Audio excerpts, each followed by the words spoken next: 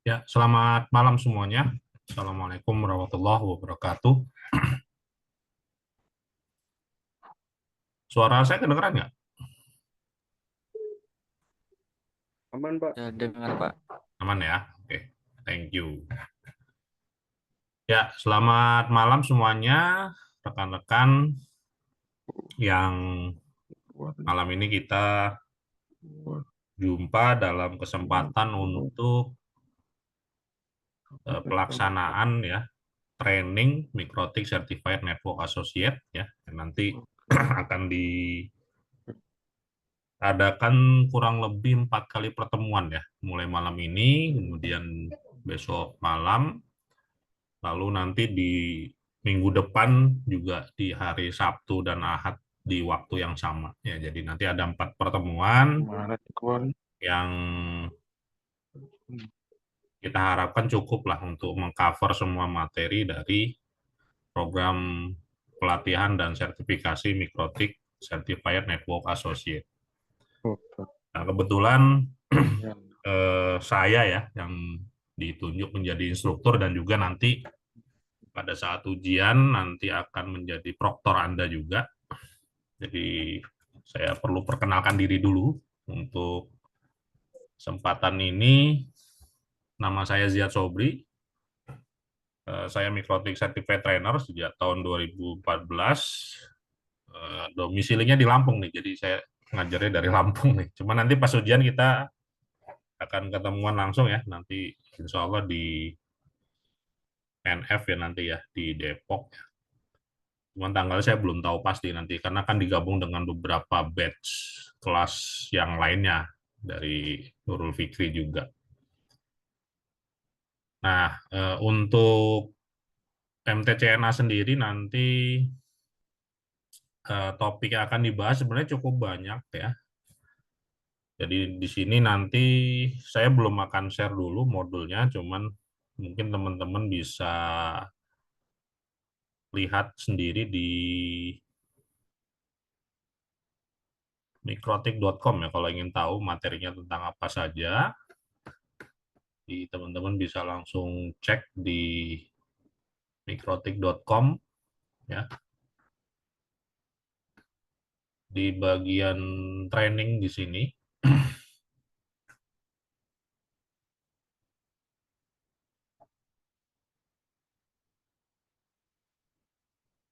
Nah, di training ini ada about. Nah, teman-teman bisa diklik ya bagian training slash about ini.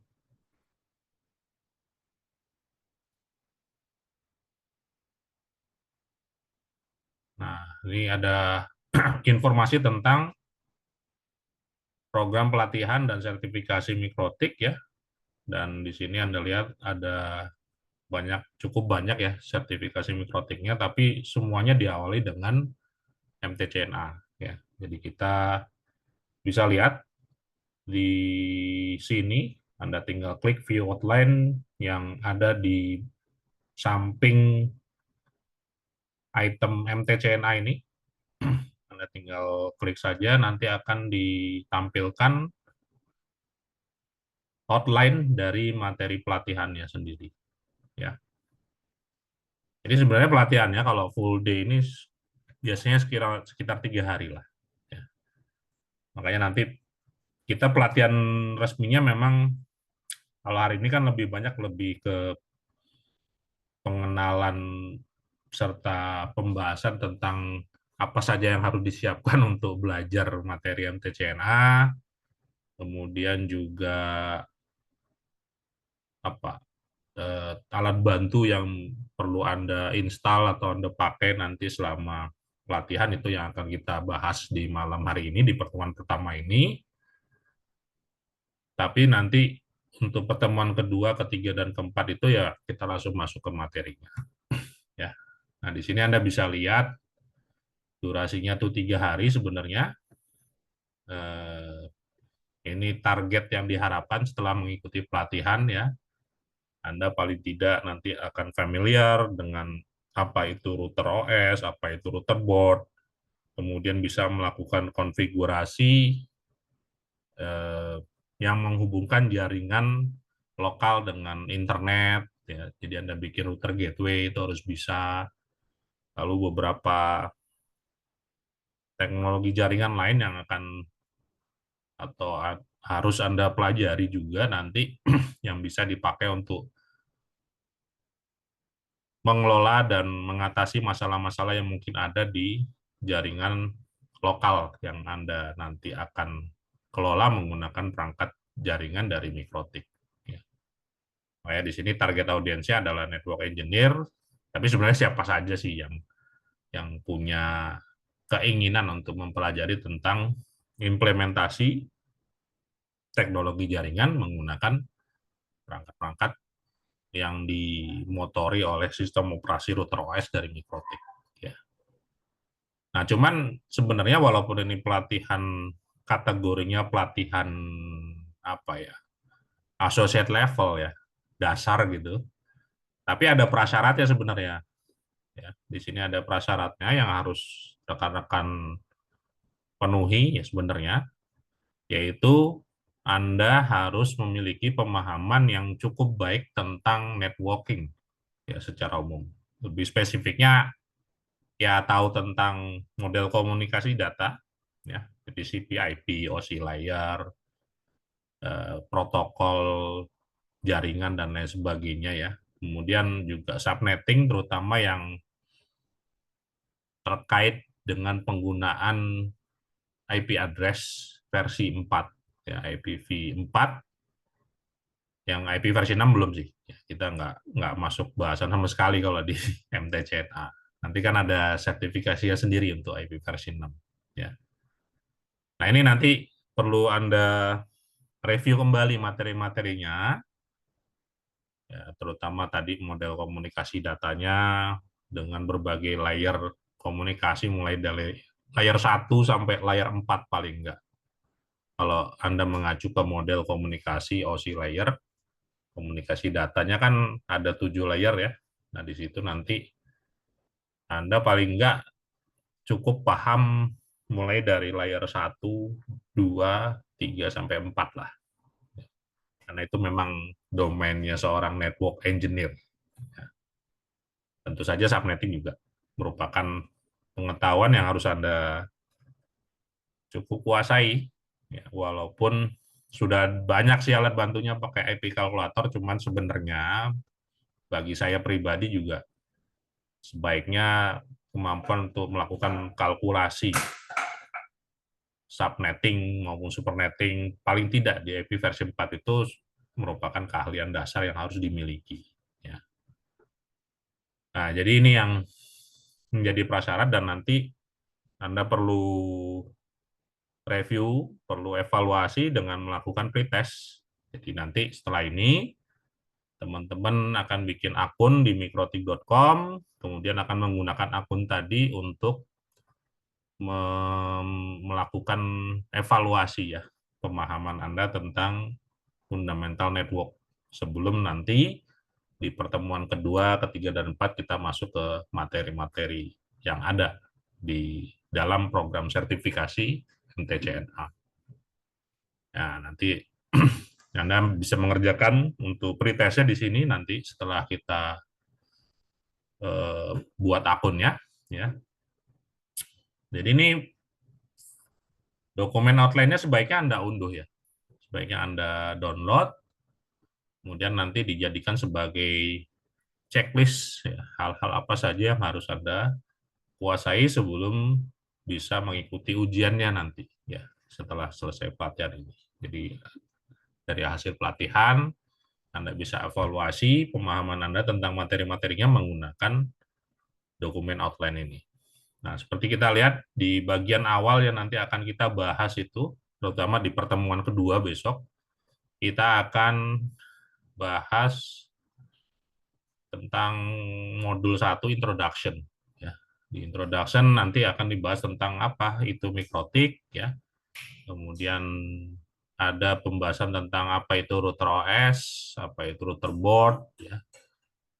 Lalu setelah itu kita masuk ke pembahasan tentang bagaimana mengakses perangkat yang menggunakan sistem operasi router OS, ya.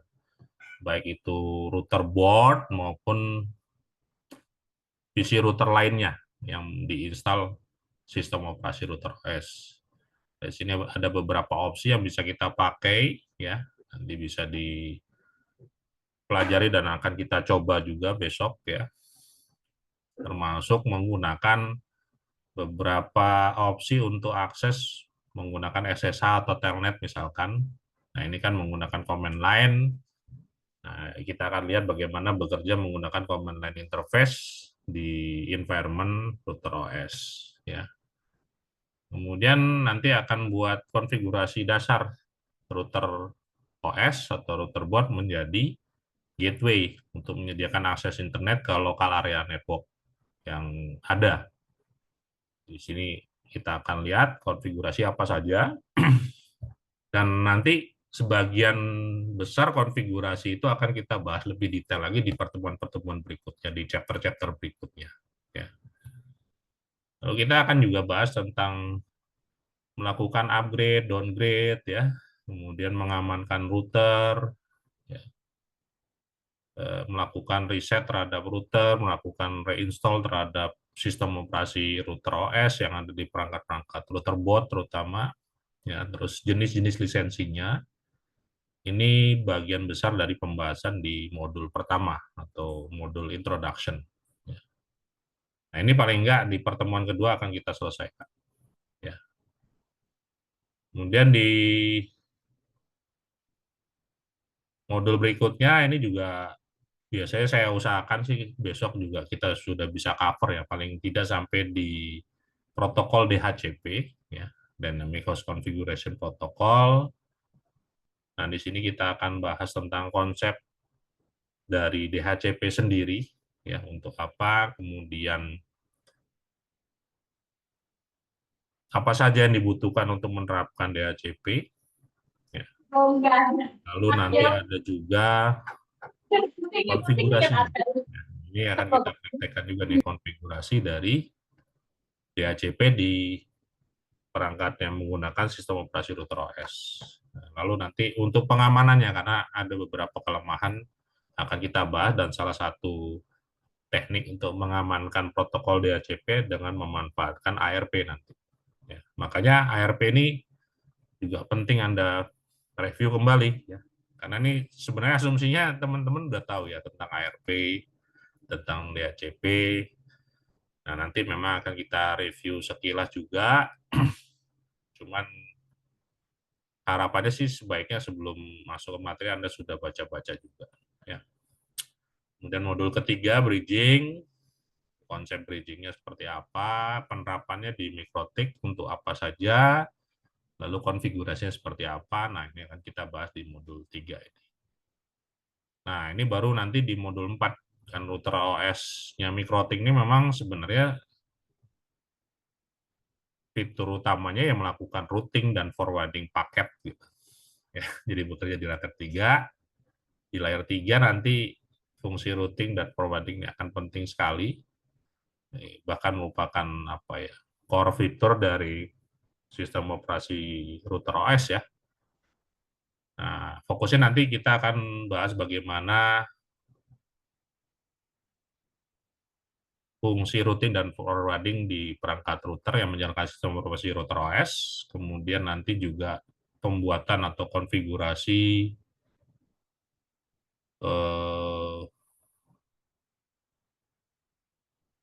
static routing di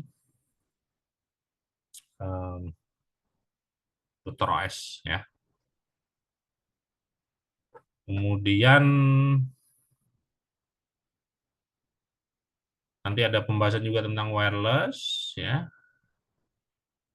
Lalu ada tentang firewall juga. Ini biasanya nanti di pertemuan, kalau sudah wireless, firewall ini mungkin di pertemuan ketiga nanti, ya. Nanti baru di pertemuan keempat kita akan bahas QoS, tunnel, dan yang terakhir ini pembahasan tentang berbagai fitur yang bisa kita manfaatkan untuk manajemen dan monitoring jaringan, ya.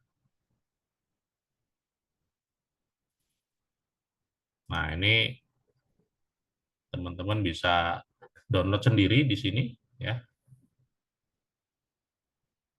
Nah, untuk modulnya sendiri, ini kayaknya ada yang nanya nih minta modulnya. Kalau yang outline Anda bisa langsung download di mikrotik ya .com tadi udah saya tunjukkan langkah-langkah aksesnya, tapi kalau mau langsung download ya bisa juga langsung di sini. Oh, sudah diberikan ya sama Mas Puji Santoso, ya nggak apa-apa juga. Ya bisa pakai itu, ya ini outline-nya. Untuk modul materinya, detailnya, saya cek dulu. Harusnya sudah saya taruh di sini. Nanti tinggal saya share.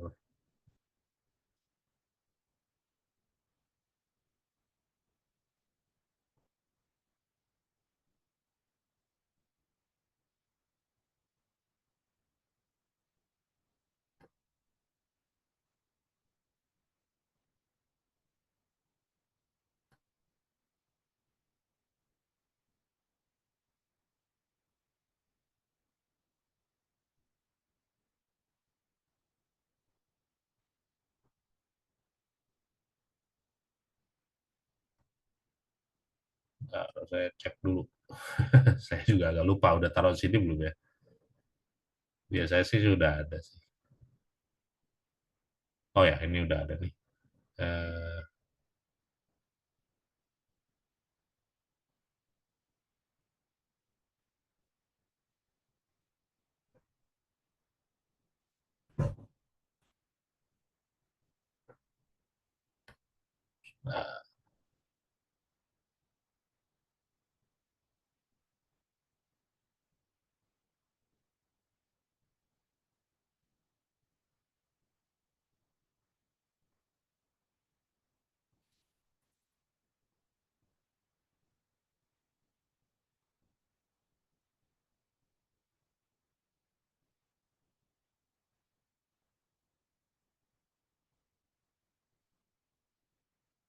Nah, ini bisa di-download.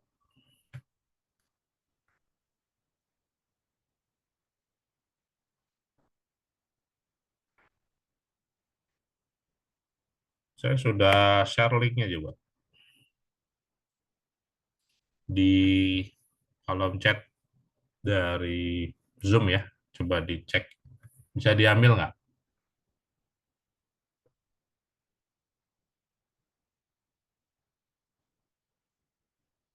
Nah, jadi itu bisa dibaca-baca dulu nanti.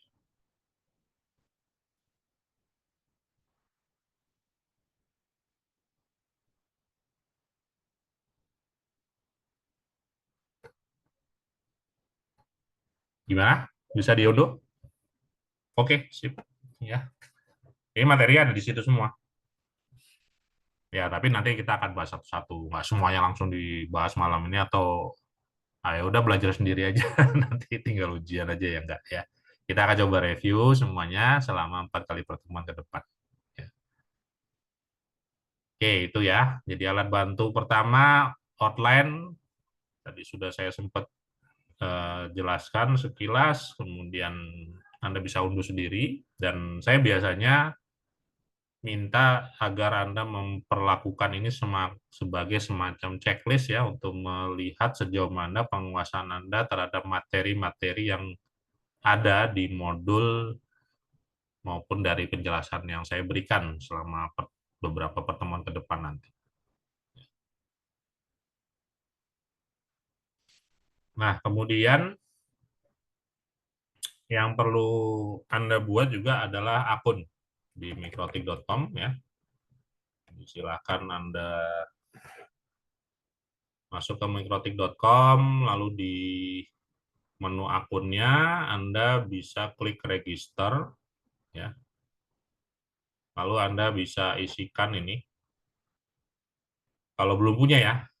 Jadi silakan Anda registrasi ke mikrotik.com,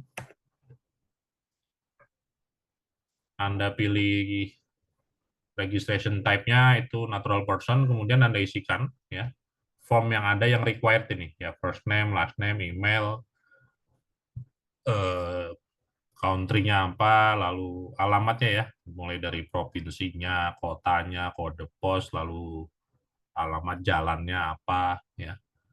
Yang wajib diisi itu, terus ya ini captcha-nya jangan lupa dicentang sama ini ya.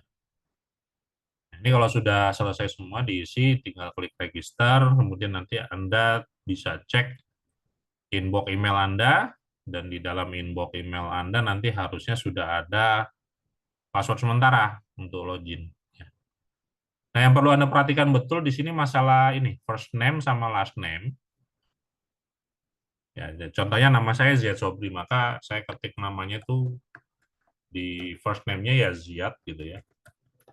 Lalu last name-nya saya pakai Sobri. Nah, emailnya, email yang biasa kita pakai, misalkan ziadsobri@gmail.com. Kalau bisa sih pakai email pribadi aja, ya, jangan pakai email apa kantor atau sekolah gitu, kampus ya. Karena ini kan email yang akunnya nanti akan kita pakai terus, walaupun mungkin sudah nggak di situ lagi, gitu. Sudah tidak di NF atau sudah tidak di kantor yang sama. Ya. Itu sebaiknya di. Nah, selebihnya ya pilih contohnya jelas Indonesia ya. Alamatnya ya sebaiknya diisi yang lengkap lah. Nah, karena ini kan nanti kita bisa pakai di profil untuk misalkan masuk ke daftar konsultan mikrotik yang tercantum di websitenya. Kalau Anda sudah lulus yang advance itu bisa. Nah, kalau namanya cuma satu gimana? Eh, ada beberapa opsi ya. Misalkan namanya cuma satu tuh, saya kadang nyuruhnya pakai ini aja sih, pakai titik gitu.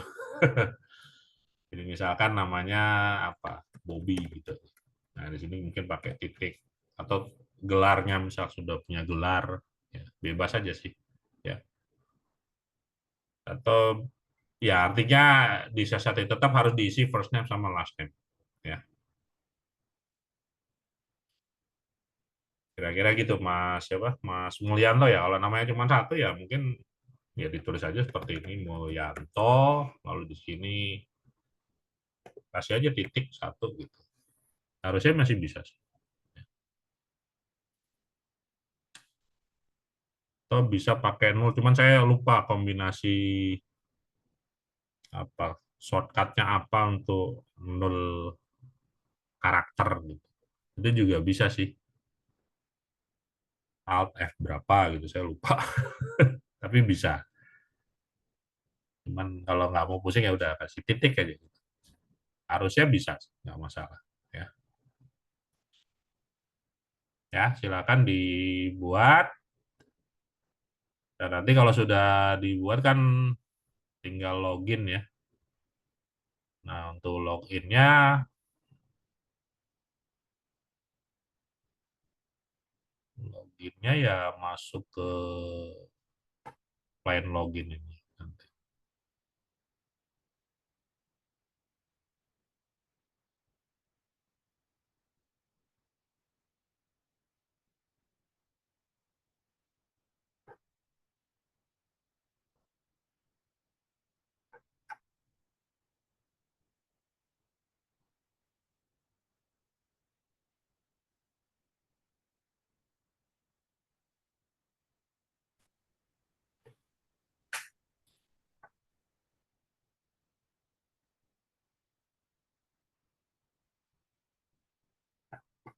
Oke.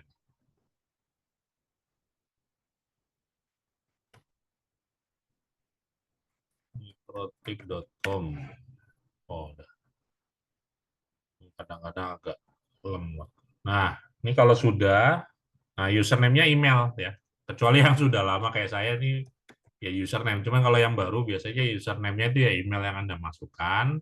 Nah, passwordnya Anda cek email Anda. Nanti harusnya ada password sementara yang diberikan. Ya.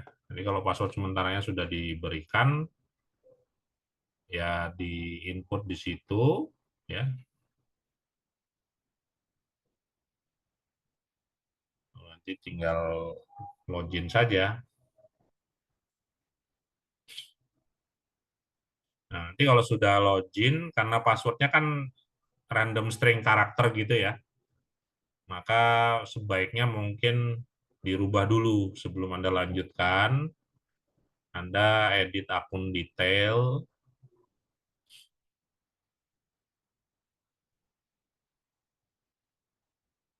kemudian di situ nanti Anda ambil pilihan change password gitu. Ya.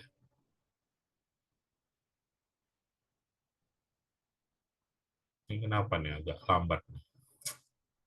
Nah ini change password. Ya, jadi masukkan password yang sekarang dipakai, kemudian diganti password barunya yang lebih mudah Anda pahamin, terus klik change password. Ya. Jangan lupa dites, jadi Anda logout dulu, kemudian login kembali menggunakan password yang baru. Ya. Password yang baru Anda pakai.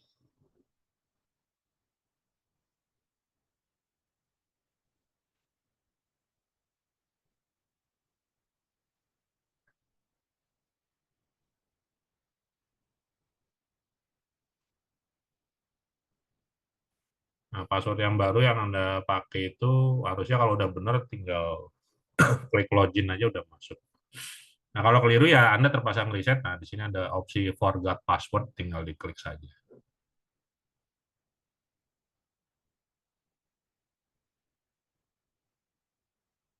Ya, jadi udah bisa masuk semua.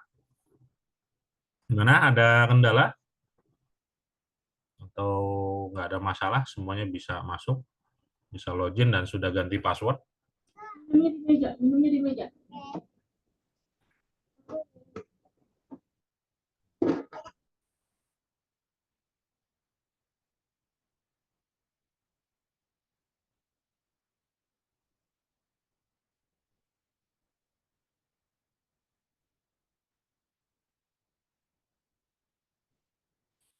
Oke, kalau nggak ada kendala, berarti kita bisa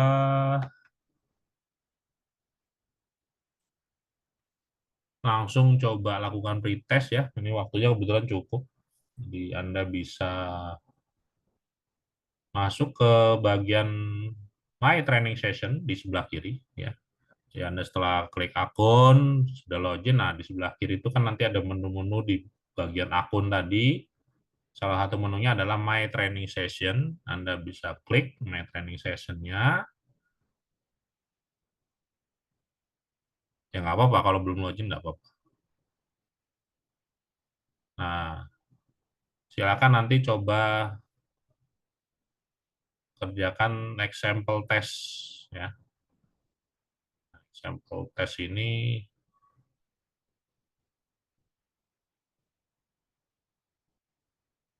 bisa dikerjakan. Nah, cuman saya minta teman-teman ngerjainnya tanpa alat bantu sama sekali ya. Jadi memang setahu dan semampu Anda saja. Jadi ada 20 soal di sini. Nanti silakan dikerjakan semampunya selama kurang lebih 30 menit ke depan ya. Nanti kita akan coba lihat hasilnya seperti apa. Oke, silakan dikerjakan dulu 20 soal ini tanpa alat bantu apapun ya. Tidak boleh searching ke Google. Nanti memang benar-benar semampu dan sebisa Anda. Jadi kalau sudah, nah kita akan coba review ya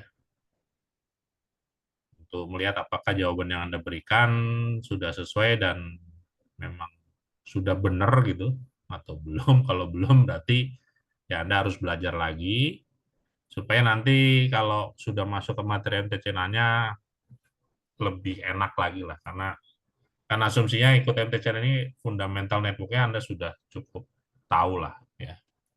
Ya, silakan dikerjakan. Sekarang sudah pukul 7.40, berarti jam 8 sampai jam 8:10 ya. Silakan dicoba 8:10 atau 8:15, lalu kita lanjutkan lagi Pak, membahas tentang ini. Oke, silakan dikerjakan dulu.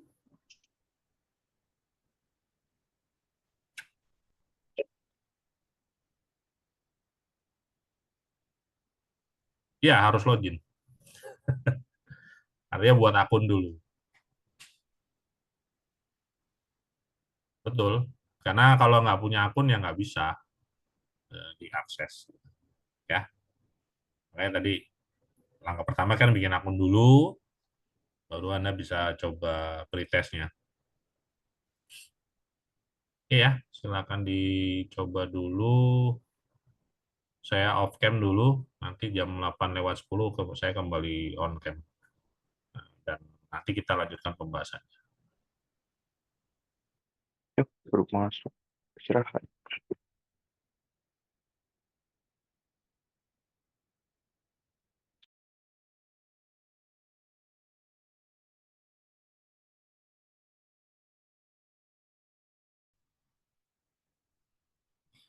Oke, udah pada selesai semua kan ya? Ada yang dapat 100 nggak? Nah, gagalnya berapa tuh? 59 ya nggak apa-apa, itu udah cukup bagus lah.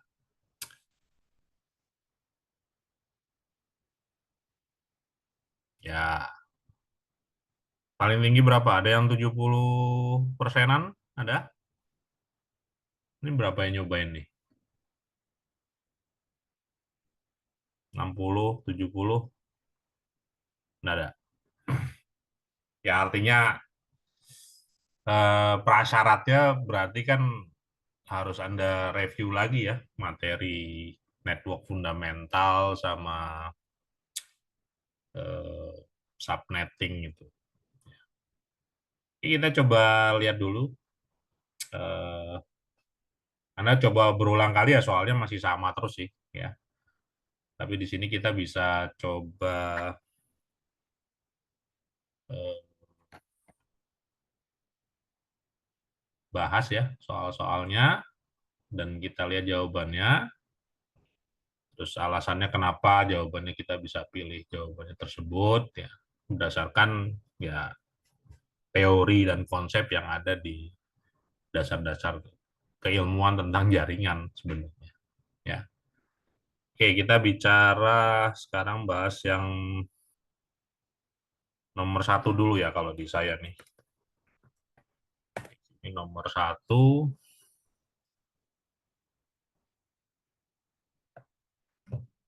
Di sini pertanyaannya adalah eh, manakah dari pilihan berikut ini yang merupakan public IP address? Ya. Nah, di sini IP versi 4. IP versi 4 itu total itu ada 2 × 32 ya, jadi sekitar 4, hampir 4,3 miliar IP ya. Dan IP-IP tersebut sebenarnya itu sudah dibagi-bagi lagi ya. Jadi tidak semua IP bisa dipakai sembarangan gitu ya. Jadi ada IP yang hanya bisa dipakai di lokal area network, lalu ada IP yang hanya bisa dipakai untuk routing protokol misalkan ya, atau untuk penggunaan teknologi multicast misalkan ya. Tapi yang jelas IP-IP tersebut eh, bisa dipisahkan menjadi public dan private ya. Nah, untuk aturan atau standar yang mengatur private IP address itu ada di RFC 1918 ya. Nah, di sini diatur bahwa IP private yang digunakan untuk local area network itu ada 3 kelompok ya.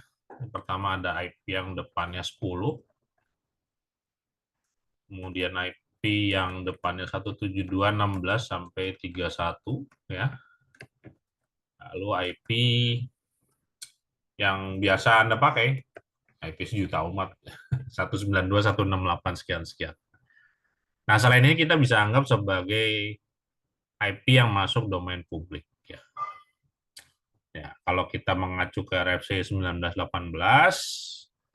berarti IP-IP yang merupakan kategori public IP address itu pertama adalah yang A ya, kemudian yang C. yang E ya. Kalau S10, kemudian 192.168, lalu 172.28 ini kategorinya private ya, sesuai dengan RFC 1918. Ya. Yang di sini cukup jelas ya. Kemudian nomor 2, manakah dari pilihan berikut ini yang merupakan valid IP address? Nah, IP address itu yang IP versi 4 ya, itu direpresentasikan dengan menggunakan 32 bit ya, angka biner ya, yang dipecah menjadi 4 field masing-masing berisikan 8 bit. Ya, berarti ada 4 field ini biasa disebut dengan oktet. Jadi ada 4 oktet yang berurutan dan angkanya itu kalau dikonversi menjadi desimal itu untuk setiap oktetnya itu angkanya mulai dari 0 sampai 255 ya. Nah, jadi kalau ditanya IP address yang benar yang mana ya berarti ya boleh dibilang hampir semua yang ada di sini benar ya. Yang A ini benar. Nah, yang B nggak bisa karena ini setelah angka binernya dikonversi ke desimal itu maksimal 255. Jumlahnya memang 0 sampai 255 itu 256, tapi penulisannya dalam desimal itu tidak mungkin 256. Jadi yang B ini nggak mungkin ya. Kemudian yang C, lalu yang D. Ini benar semua. Secara definisi ini merupakan IP address. Apakah ini nanti digunakan untuk host atau tidak ya tergantung prefix length-nya slash berapanya gitu. Ya, tapi yang jelas ini IP address. Ya. Jadi jawabannya untuk yang nomor 2 itu adalah A, C, dan D. Untuk yang B ini nggak bisa karena di oktet ketiga itu 256 tidak mungkin ada di IP address. Oke, lanjut ke nomor 3 ya. Nah, untuk nomor 3 ini ada berapa layer di dalam model OSI ya, Open System Interconnection. Itu ada 7 ya. Mulai dari layer physical, kemudian ada layer data link ya, lalu ada layer network, layer transport ya, lalu ada session, presentation, lalu application ya. Kalau yang TCP/IP kan ada 4 layer ya. Ya, mulai dari network, internet, transport, lalu application. Nah, untuk yang networknya sendiri itu nanti dipecah menjadi 2 sub layer nanti ya. Tapi yang jelas untuk OSI sendiri ada 7 layer. Di sini yang perlu dipahamin banget sih sebenarnya untuk seorang network engineer ya layer 1 sampai layer 4 sih ya. Itu bagian atau domain OSI layer yang harus dipahami betul oleh orang-orang yang belajar network engineering atau networking, mulai dari physical, data link, network, sampai transport. Ya. Lalu untuk yang layer 5, 6, 7 yang session, presentation, maupun application tuh ya udah pokoknya buat orang network tuh data aja. Ya. Oke, ini untuk OSI layernya 7. Nah, komunikasi layar 3 antara dua host bisa dicapai menggunakan IP address yang subnetnya berapa saja. Dan normalnya itu yang sudah pasti benar itu kan kalau kita menggunakan /30 ya. /30 itu kan jumlah IP-nya berapa? 2 × 30 kurangin 2. Kurangin 32. Berarti 2 × 32 kurangi 30 berarti 2 × 2 berarti 4 IP ya. IP pertama untuk network ID, IP terakhir untuk broadcast, berarti untuk hostnya adalah IP kedua dan ketiga. Itu udah cukup. Ya. Berarti kalau dia lebih banyak, seperti /29, ini kan ada 8 IP ya. Kan 2 × 3 ya. 2 × 32 kurangin 29, berarti 2 × 3 itu ada 8 IP-nya. Jelas cukup, karena dari 8 IP tadi, 6 IP bisa dipakai untuk host. Berarti kalau kebutuhannya hanya untuk 2 host, jelas cukup /29. Ya. Nah, kalau sampai di sini sih pertanyaannya sudah cukup sih jawaban ini, /30 sama /29. Ya. Tapi kalau di nomor 4 ini kan ada di bagian awal pertanyaan itu ada kata-kata in MikroTik router OS. Ya. Nah, di MikroTik router OS ini ada yang unik nih. Dari awal saya belajar MikroTik sampai versi 6 itu /32 bisa digunakan juga untuk menghubungkan antar perangkat.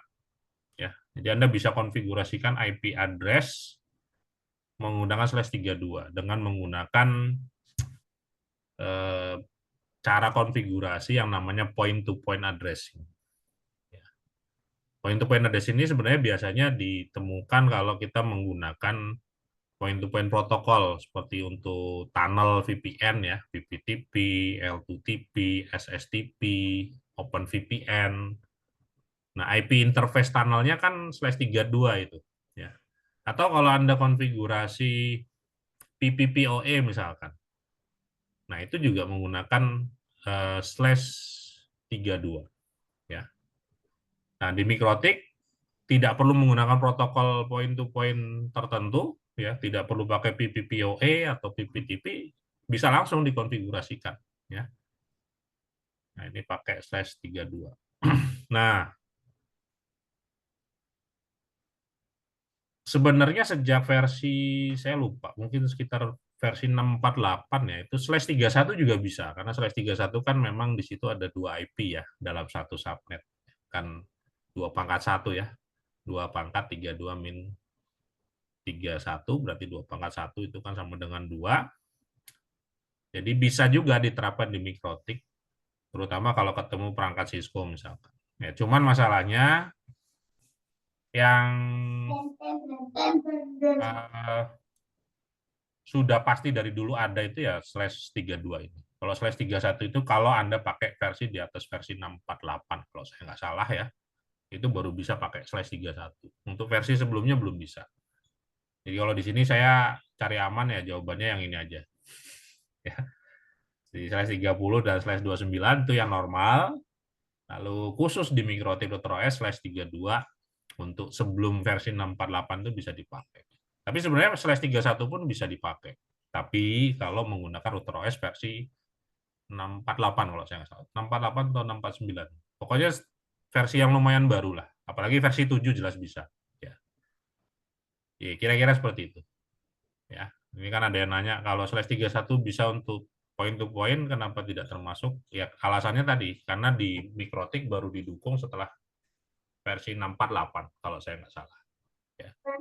Misalkan Anda pakai versi 647 itu nggak bisa itu. Ya. Oke, kita masuk ke nomor 5. Pilih subnet mask yang valid. Nah, subnet mask ini gunanya untuk apa? Ada yang tahu nggak? Hmm?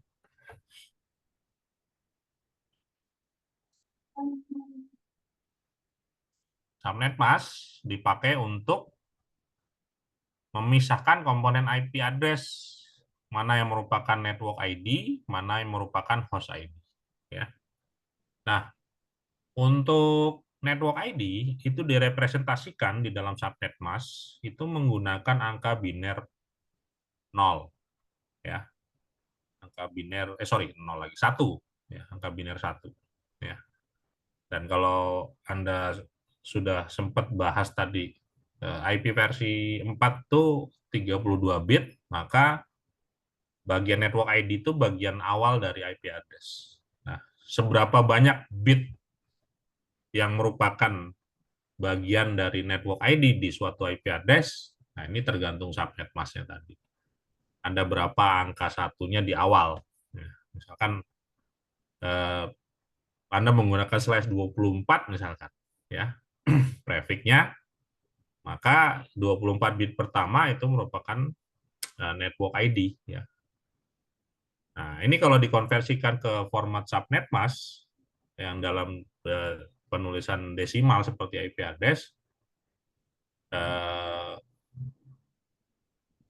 Artinya nanti setiap komponen network ID itu direpresentasikan dalam angka 1 ya untuk setiap bitnya.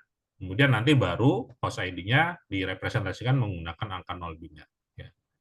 Jadi kalau dituliskan dalam subnet mask, kalau Anda lihat di pilihan yang ada di soal tadi, mana saja yang masuk kategori subnet mask? Yang pertama kita bisa lihat yang A dulu ya. Yang A ini untuk oktet pertamanya, ya, ini 8 bit pertama di oktet pertama ini semua angkanya 1. Ya, berarti oke, nggak masalah. Lalu 8 bit di oktet kedua juga angkanya 1, karena di desimalnya kan 255 ya.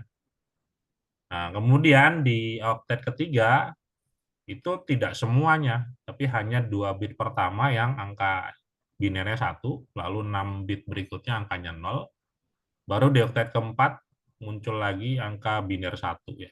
Karena semua atau 8 bit yang ada di oktet keempat itu angka binernya 1 semua. Ya, ini kalau 255 kan berarti ada 8 bit angka 1 biner di oktet tersebut atau di field tersebut. Nah, kalau ini bukan merupakan subnet mask, karena kalau di subnet mask, host ID itu pasti angkanya 0 semua. Jadi misalkan di sini di oktet ketiga sudah ada angka 0 ya, binernya.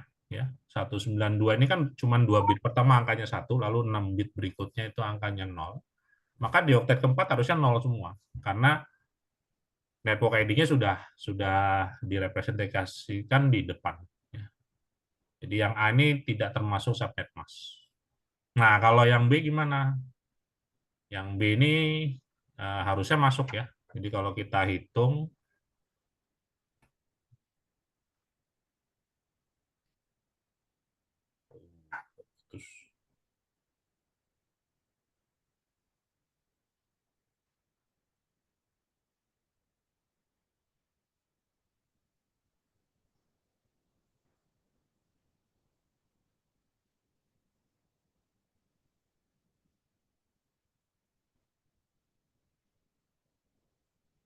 nah ini kalau kita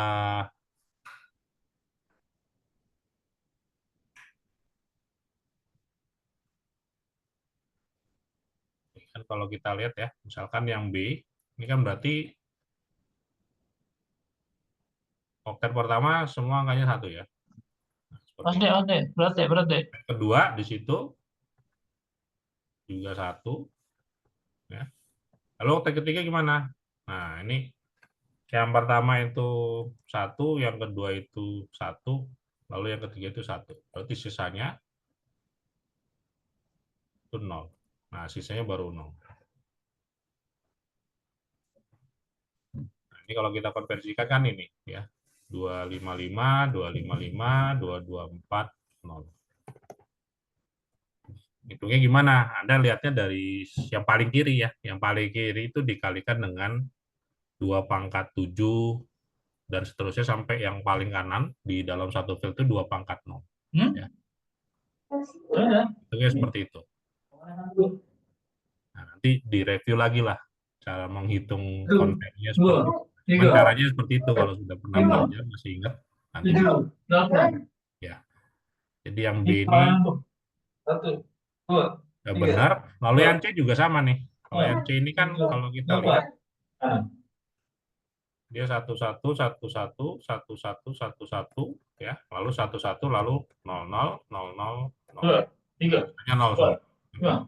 6, 7, 8. A itu. A itu. Kemudian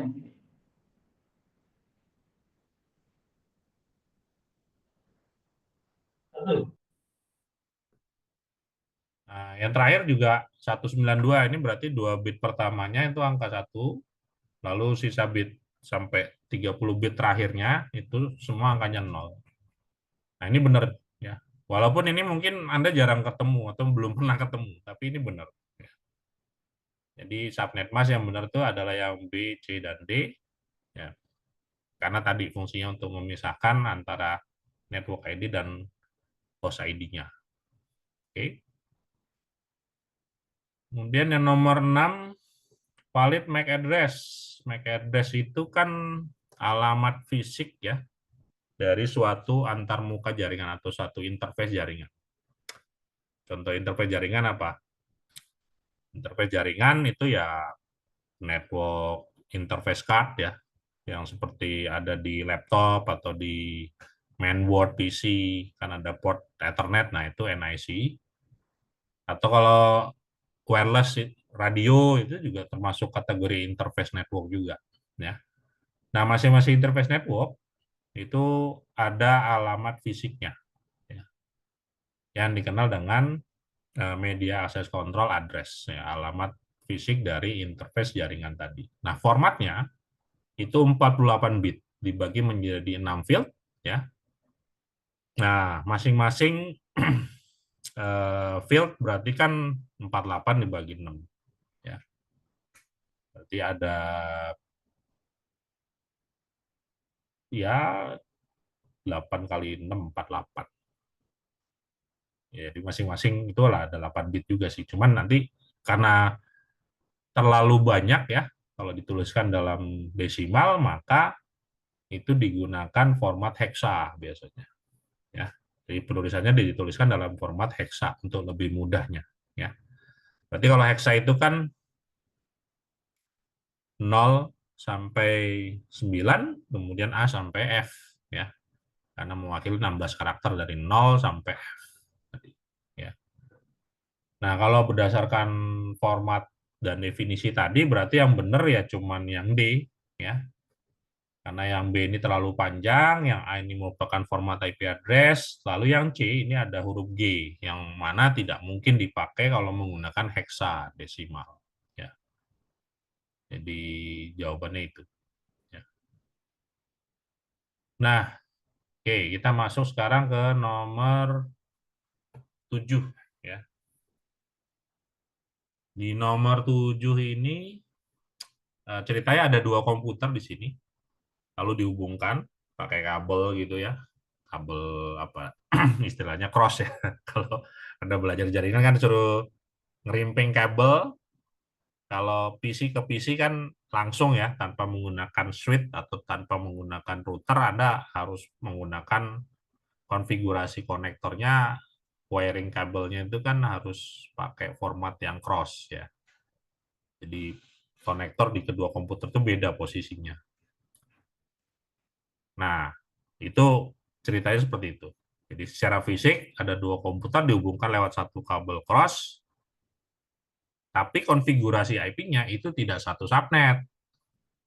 Nah, mana konfigurasi IP yang tidak satu subnet tapi bisa langsung komunikasi ya, tanpa menggunakan router. Nah, ini cerita soalnya seperti itu ya. Nah, kalau Anda lihat, kita coba satu per satu ya, kita hitung. Yang nomor 1 ini kan masing-masing komputer IP-nya yang pertama 192.168.0.5/26. Lalu yang kedua IP-nya 192.168.0.100. Kalau tidak disebutkan slash-nya berarti dia /32. Ya. Karena itu berarti menunjuk dirinya sendiri. Nah, sebenarnya kalau dari ini aja sih sudah jelas tidak nyambung ya. Cuman kita perlu hitung juga sih. Nah, untuk melakukan perhitungan ya, IP apa saja yang berada di suatu subnet berdasarkan informasi IP address dan prefix lainnya, itu pertama kita bisa atau perlu hitung dulu jumlah IP-nya. Nah, jumlah IP tadi rumusannya seperti yang sudah sempat saya singgung-singgung tadi ya. 2 pangkat 32 dikurangin prefix lainnya berapa. Jadi di sini 2 pangkat 32 dikurangin 26 ya. Berarti 2 pangkat 6 kan ya. Ya. Nah, kalau 2 pangkat 6 ini berapa nih? 64 ya. 64 IP. Ya. Nah, kalau sudah ketahuan 64 IP, tinggal dibandingkan aja ya. Di oktet keempat ini angkanya 5, di sini angkanya 64, berarti range IP-nya itu dimulai dari 0 ya, karena lebih kecil dia. Sehingga range IP-nya menjadi 00 sampai 192.168.0.63. Ya. Lalu network ID-nya itu IP pertama dari suatu subnet yang sudah ketahuan range-nya tadi. Lalu IP terakhirnya, ya IP terakhirnya itu menjadi broadcast ya. Jadi kalau kita ingin mengirimkan pesan ke semua host yang ada di suatu subnet, maka kita bisa gunakan IP broadcast-nya. Berarti yang bisa dipakai untuk perangkat ya IP kedua sampai IP ke-63 ya. Di 0.1 sampai 192.168.0.62. Apa saya bilang nih yang ke-63 kan dimulai dari 0 tadi. Ya. Ada gampangnya host itu IP pertama plus 1 sampai IP terakhir min 1. Ya, karena range-nya kan 00 sampai 63 di sini. Ya. Nah, subnet mask-nya ya ini 26 bit pertama berarti 255, 255, 255. Nah, ini udah 24 ya. Nah, 2 bit berikutnya kan ya, tinggal di ini aja ya, 256 dikurangin 64. Ya. Maka kita dapat 255, 255, 255, 192. Ya. Nah, ini. Nah, kalau yang ini kan jelas nih, jumlah IP ya cuma 1, ya berarti nggak perlu dihitung lagi. Ya, IP-nya cuma itu. Ya. Nah, kalau dari sini kita udah tahu nih, nah, host-nya nggak nyambung. Ya. Jadi konfigurasi IP ini tidak akan bisa terkoneksi, kecuali kalau menggunakan router nanti. Berarti yang A nggak bisa. Ya. Nah, kita coba lihat yang B. Yang B itu 192.168.17.15/29. Ya, untuk komputer pertama, kemudian komputer keduanya 17.20/28. Hitungnya sama ya, kita hitung dulu jumlah IP-nya dengan rumus yang sama, maka ketemu kalau /29 itu kan 2 pangkat 3 berarti jumlahnya 8 IP ya. Tadi pakai 2 pangkat 32 dikurang ke 29 dapat 2 pangkat 3 ya berarti 8 IP. Nah, kalau 8 ini kan lebih besar daripada 15 ini, IP di oktet keempatnya ini kan lebih besar daripada 8. Maka range IP-nya tidak mungkin dimulai dari 0. Ya. Ya, karena kalau 0 kan berarti 0 sampai 7 aja. Nah, ini dimulai dari berapa nih? Nah, kemungkinan besar sih kita coba dari range keduanya ya, 192.168.17.8 sampai 8 ditambah 8 dikurang 1. Berarti 192, 168, 17, 15. Ya. Ini total ada 8 IP. Ya, jadi seperti itu. Kemudian network ID-nya, IP pertama 17.8, lalu broadcast IP-nya itu 192.168.17.15 ya. Nah, untuk host 192.168.17.9 sampai 17.14 ya. Sampai kelasnya 255, 255, 255. Nah, ini 256 dikurangin 8 ya, alias 248 ya.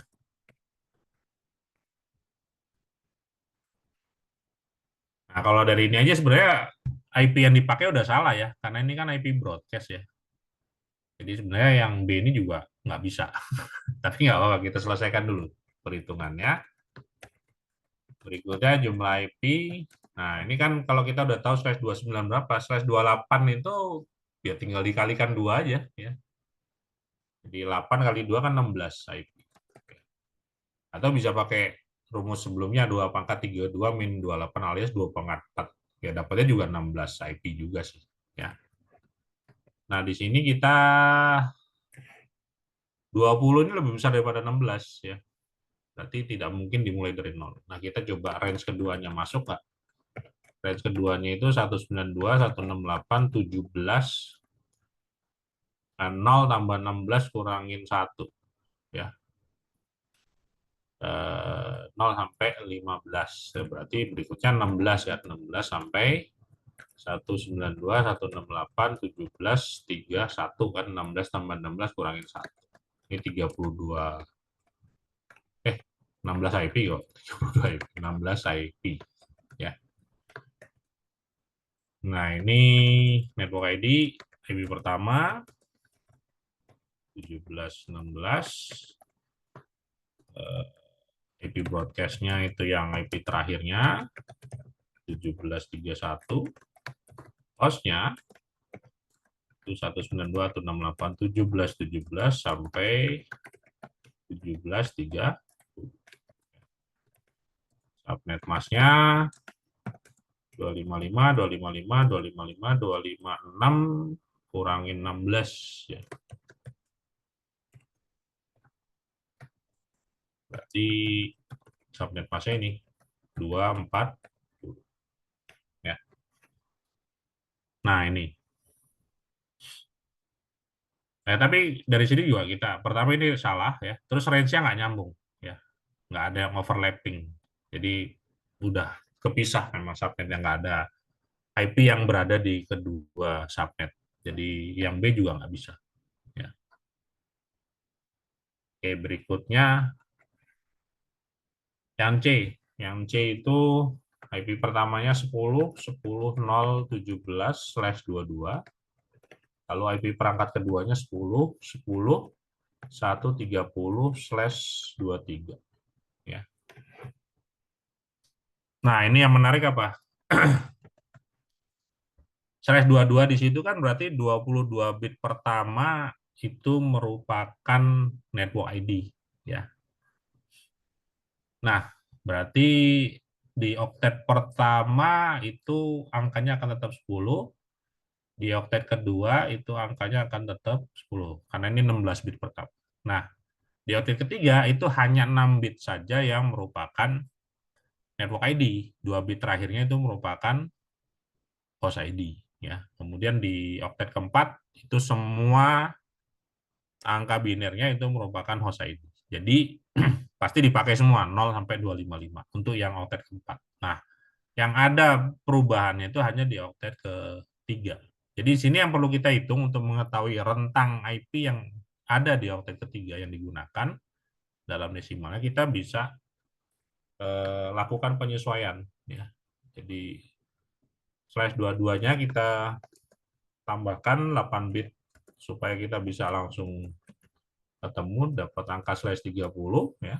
Nah, /30 itu padanannya berarti 4 IP ya. Kan 2 pangkat 32 kurangin 30, 2 pangkat 2, 4 IP. Tapi ini 4 IP di oktet ke 3.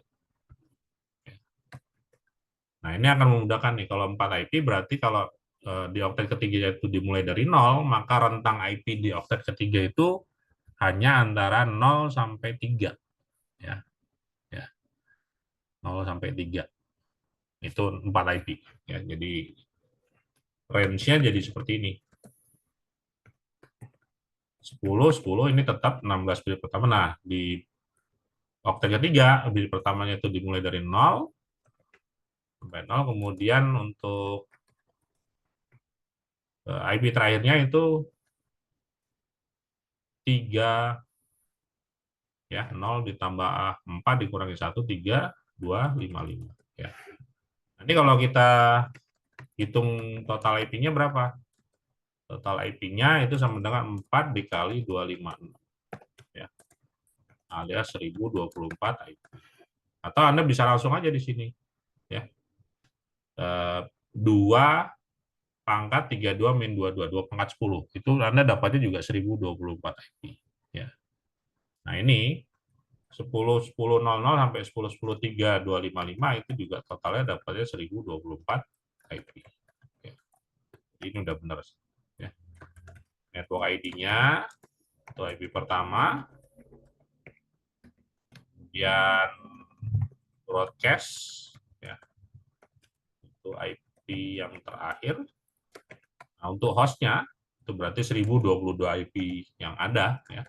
10.10.01 sampai 10.10.3.2.5.4. Ini 1022. Subnet masknya gimana? 255, 255 ini tetap. Nah, untuk di sini kan yang berubahnya di oktet ke 3 ya, 256 dikurangi 4 ya.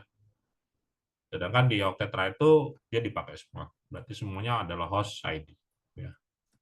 Sehingga subnet akhirnya seperti ini, 256 kurangi 4 berarti 252. Nah, seperti ini.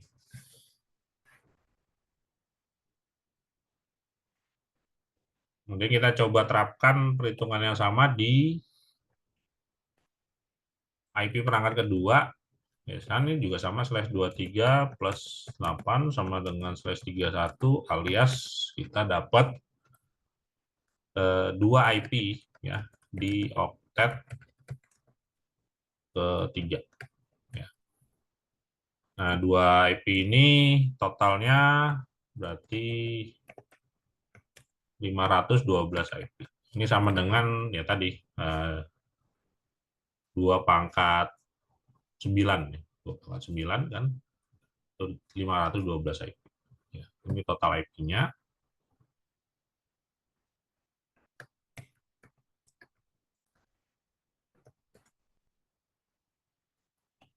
Nah, tinggal ditentukan range ini. Tinggal dilihat aja angka 1 di oktet ketiga ini kan lebih kecil dari 2. Berarti dimulai dari 0 range-nya.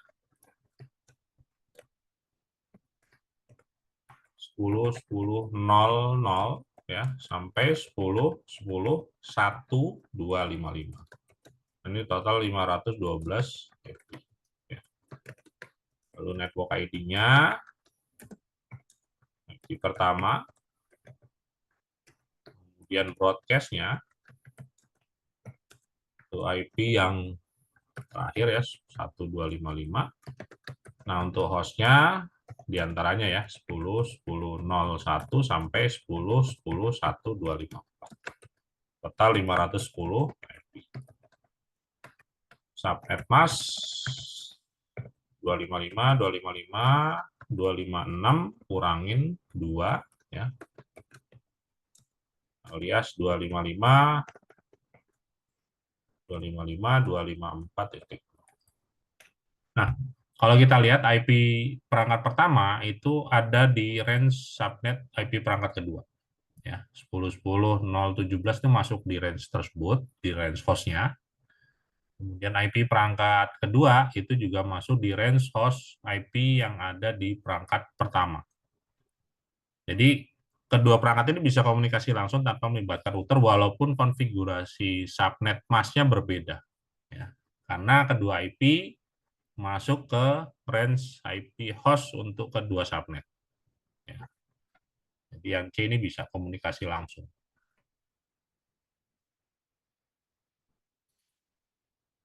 Ya.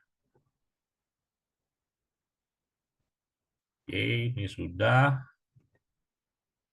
Nah, yang D ini juga kurang lebih sama 10.551/24.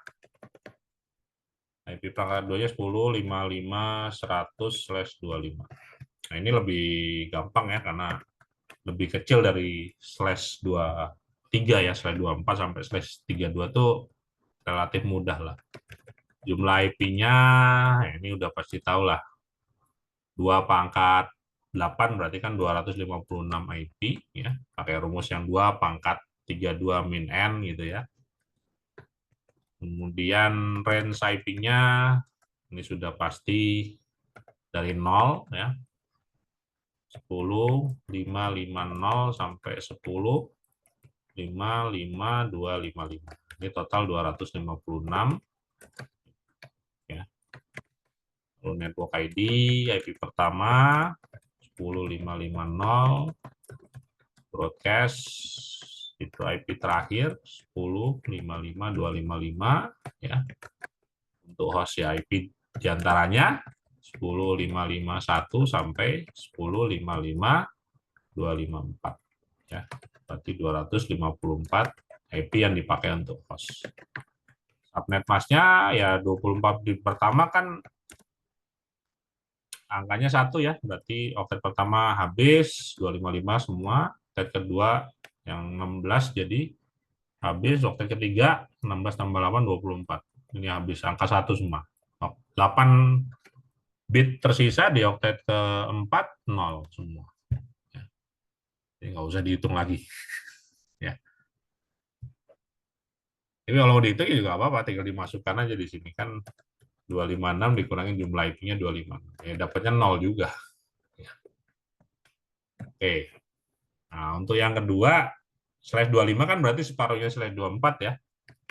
Berarti jumlah IP-nya sama dengan 128 IP. Maka range-nya karena ini 100 lebih dari 128 itu tetap dimulai dari 0, 10, 550 sampai 10, 55, 127. Ini total 128 IP. Ya. Kemudian network ID-nya kita dapat 10.550. Broadcast-nya itu 10.55.127. Maka untuk host-nya itu 10.551 sampai 10.55.126. Di total ada 126 IP. Ya. Netmask-nya 255, 255, 255, 256 dikurangi 128. Kita dapat 255, 255, 255, 128. Ya. Nah, ini IP perangkat pertama. Ini jelas ada di range IP host untuk subnet perangkat kedua. Kemudian IP perangkat kedua itu jelas ada di range IP host untuk subnet IP perangkat pertama. Sehingga kedua perangkat ini bisa komunikasi langsung. Ya, karena kedua IP ada di rentang IP host untuk masing-masing subnet. Ya. Oke, jadi ini bisa. Oke, kita lanjut ke tetap bisa komunikasi. Ya. Kalau tadi syaratnya, ya syaratnya tadi subnetnya itu range IP-nya ada yang sama dan dipakai oleh kedua perangkat walaupun slash-nya beda. Bisa directly communication ya. Mas Bayhaki nanti bisa dicoba sendiri. Nanti kalau dicoba konfigurasi pasti bisa jalan. Ya. Oke, kita coba nomor 8. Ya harusnya kan subnetnya sama, cuman ya artinya kalau Anda keliru dalam menentukan subnetting, ini bisa terjadi. Ya, subnet beda tapi masih bisa connect tanpa router. Ya. Harusnya nggak boleh ya. Beda subnet ya harusnya udah nggak bisa komunikasi karena benar-benar terisolasi di layer 3-nya. Oke, nomor 8 itu collision. Collision mungkin terjadi di jaringan Ethernet full duplex. Full duplex itu jaringan yang jalur transmisi sama jalur receive-nya itu berbeda. Ya. Ya, contohnya Anda jaringan Ethernet menggunakan switch. Nah, itu kabel untuk transmit sama receive itu beda ya di setiap interface jaringan. Jadi nggak mungkin dua perangkat tabrakan data yang dikirimkan karena jalur yang dipakai beda. Ya. Artinya collision di jaringan full duplex itu nggak mungkin terjadi. Ya. Yang mungkin terjadi itu kalau jaringannya half duplex. Ya, jaringan half duplex itu jalur transmisi sama jalur receive itu berbeda. Itu sama. Jadi jalur untuk mengirimkan maupun menerima data itu menggunakan link yang sama, menggunakan kabel yang sama. Ya. Contohnya apa? Jaringan wireless, ya. Jaringan wireless AP, ya. Anda akses point Anda hidupkan, lalu ada dua komputer terhubung ke access point tersebut, maka komunikasinya itu nanti gantian, ya. Jadi misalkan komputer A transmisi ke AP, maka komputer B nggak bisa transmisi dia akan nunggu. Ya. Nah, harus gantian karena kalau dua-duanya ngetransmisi, karena jalur transmisinya sama itu akan collision. Ya. Nah, sehingga pernyataan ini kurang tepat, ya, tidak tepat. Ya. Karena collision itu hanya muncul kalau jaringannya half duplex. Contohnya tadi jaringan wireless itu half duplex. Ya. Ini pilihannya false. Oke, ini untuk yang nomor 9. Ini ngitungnya sama ya. Kita diminta untuk menentukan IP yang akan dikonfigurasikan di suatu perangkat di mana perangkat tersebut sudah dikonfigurasikan menggunakan IP 170, subnet masknya tadi 252. Nah, untuk di routernya apa IP-nya supaya bisa connect? Nah, harusnya satu subnet ya. Berarti kita perlu hitung dulu nih. Ya. Kita masukkan dulu IP-nya.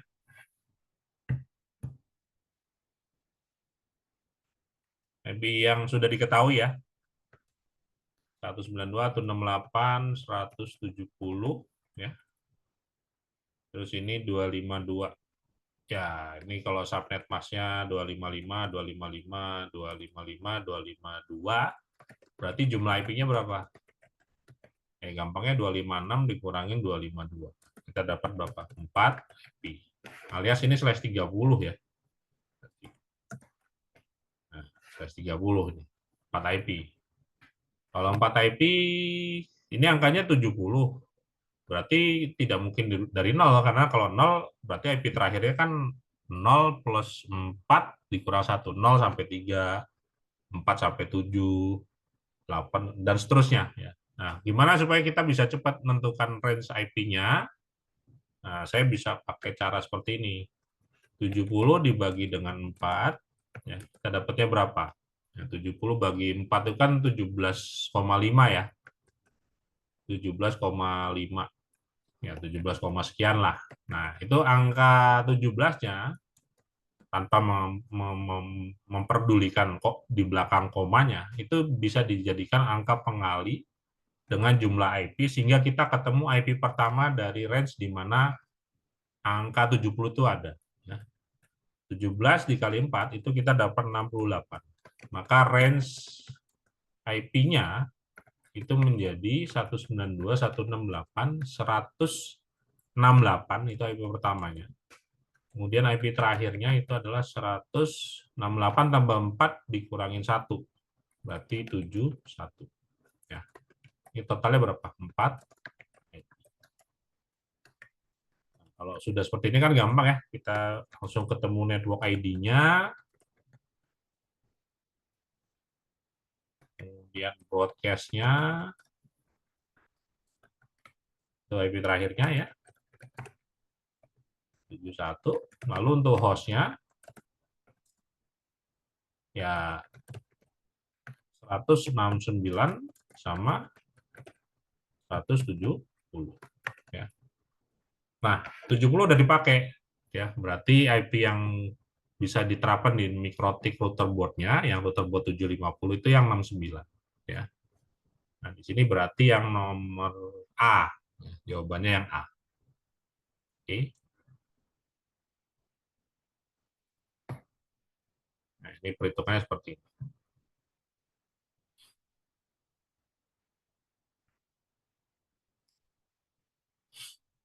Ya, ini nomor 10.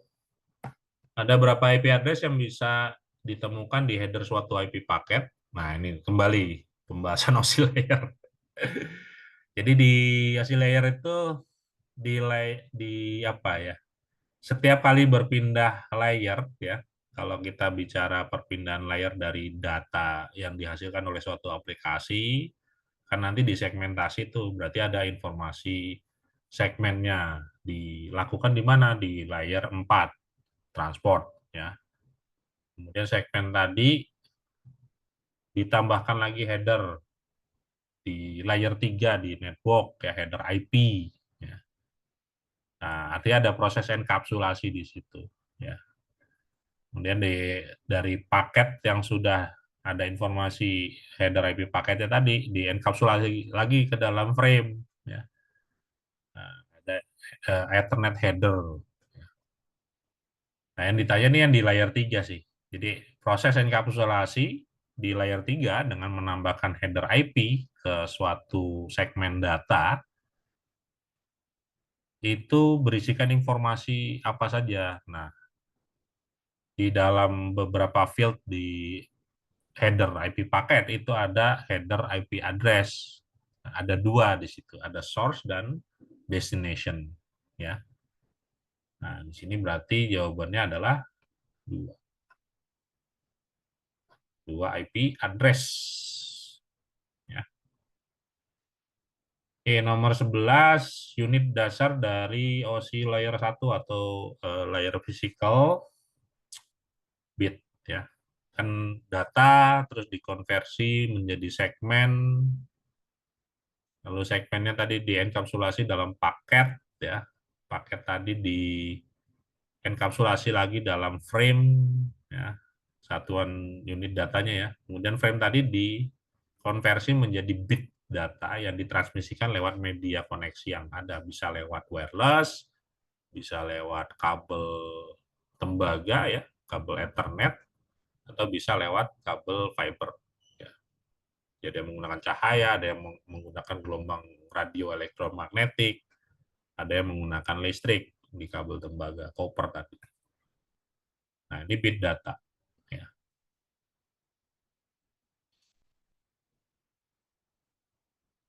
Oke, nomor 12, protokol dan port apa saja yang digunakan untuk Simple Network Management Protocol. Yang jelas UDP. Ya. Nah, UDP di sini kebetulan 161 dan 162 ya, emang cuma dua ini sih. Ya. Nah, nanti Anda bisa cek sendiri sih. Ya, cuman kalau Anda pernah masang NMS, pernah menggunakan SNMP, nah ini protokol apa port yang dipakai ya untuk mengirimkan informasi ke aplikasi NMS-nya itu UDP 161 dan 162. Ya. Kemudian nomor 13,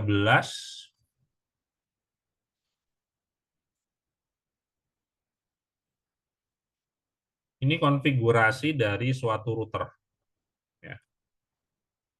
Ini konfigurasi suatu routernya di sini ada public IP, ada default gateway, ada DNS, ada local IP.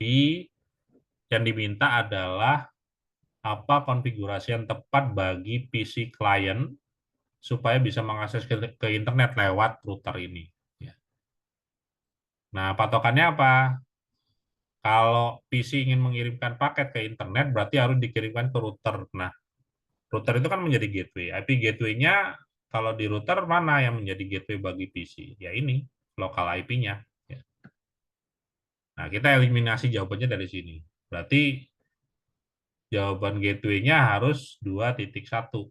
Berarti yang mungkin bisa jadi jawaban adalah yang A, ya, dan yang B. Ya, dua ini. Selain itu salah. Ya, ini salah, ini salah, ini salah. Ya, jadi dua ini. Nah, itu yang pertama kita eliminasi. Kemudian apa? PC dengan gateway-nya itu harus satu subnet. Nah, kalau Anda lihat yang satu subnet di sini adalah yang B ya. /24 2.115/24 gateway-nya 2.1. Ini masuk satu subnet. Jadi jawaban yang paling benar adalah B di sini ya.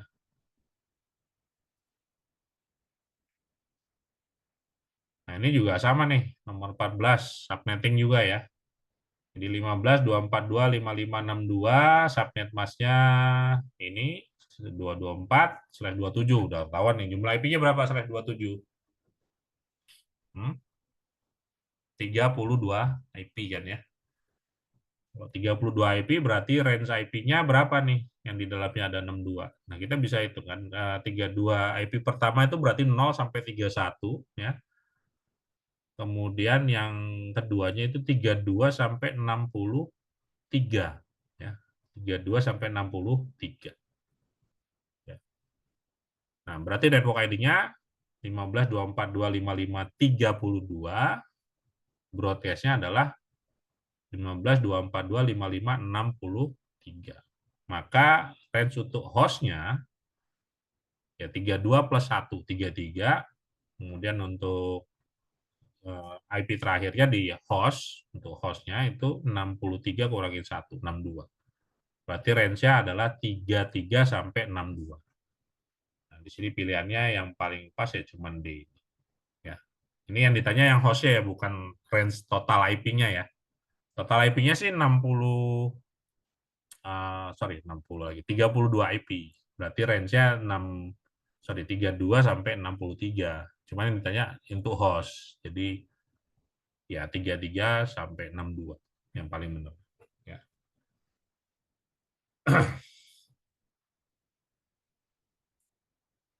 Ada berapa IP yang bisa dipakai untuk host jika subnetnya /20? Berarti 20 bit pertama adalah network ID. Ya. Dan 12 bit berikutnya adalah host ID. Ya. Nah, ngitungnya gimana? Ya berarti 2 pangkat 12. 2 pangkat 12 itu berapa? 2 pangkat 12 itu 4096. Ya. Tapi yang ditanya di sini kan usable IP address. Berarti usable IP address-nya 4096 dikurangin 2. Karena network ID dan broadcast kan nggak bisa dipakai di host ya. Maka jawaban yang paling pas adalah yang E, 4094. Ya. Karena yang ditanya kan usable IP address. Ya. Hati-hati kalau baca soalnya nanti, khawatirnya nanti keliru bacanya. Oke, nomor 16. Ya, kalau Anda nggak paham maksud soalnya kan susah jawabnya ya. Mungkin Anda bukan nggak tahu, tapi Anda nggak paham maksud pertanyaannya. Gitu. Ya, jadi harus tahu dulu maksud pertanyaannya, baru Anda bisa jawab nanti. Ya.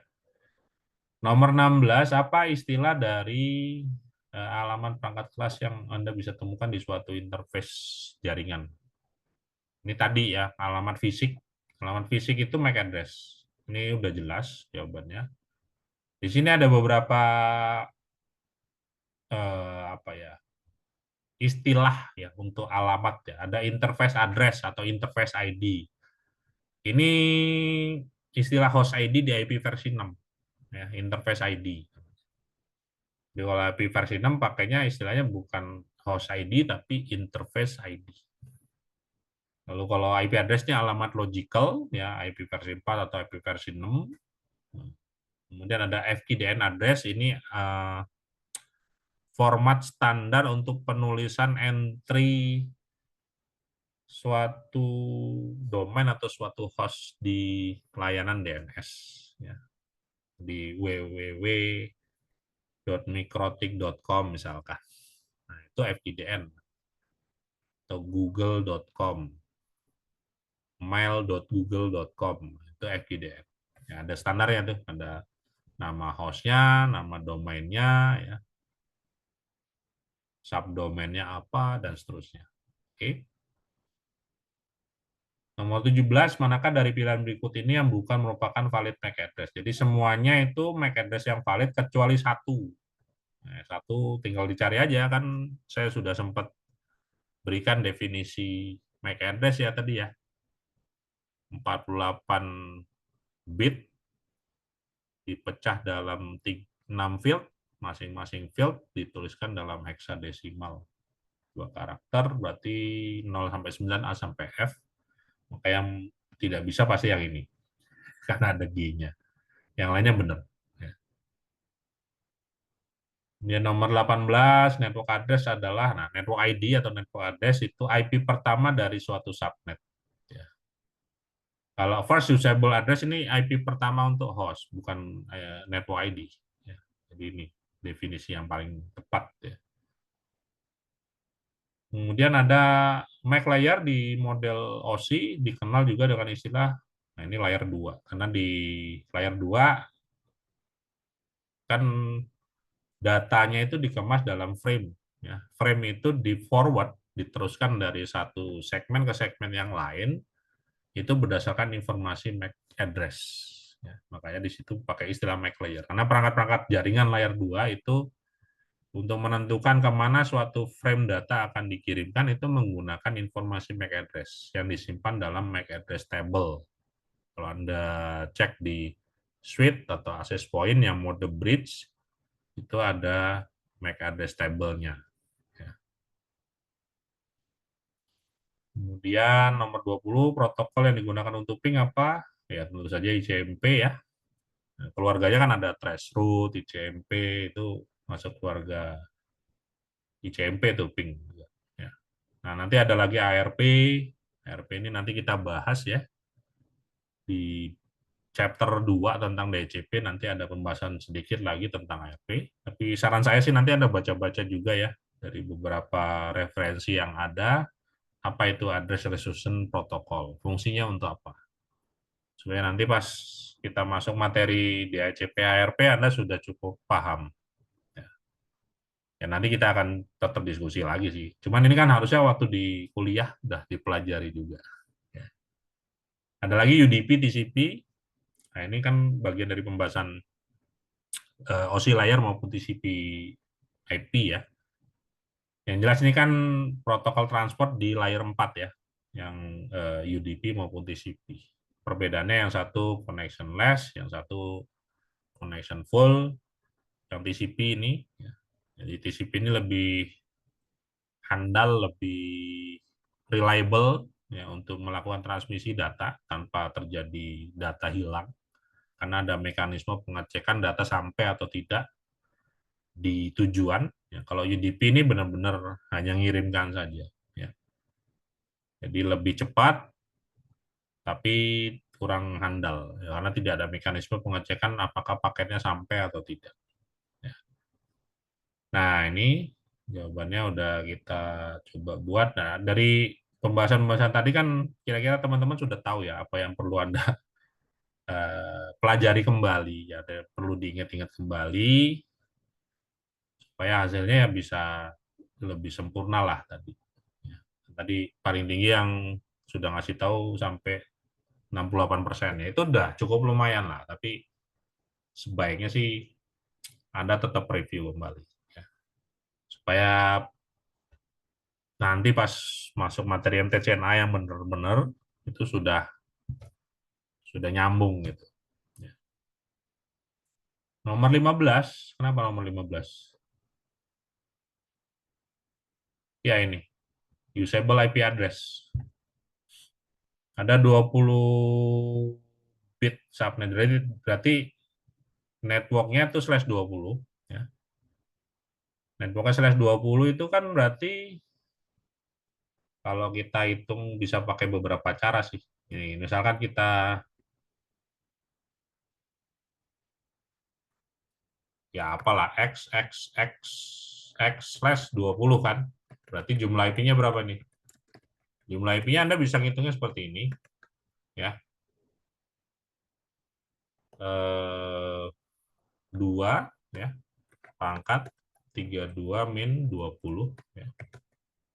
Kita dapat 2 pangkat 12. Benar kan? Ya. Nah, ini Anda dapatnya 4096. Ya. Bisa dengan cara seperti ini.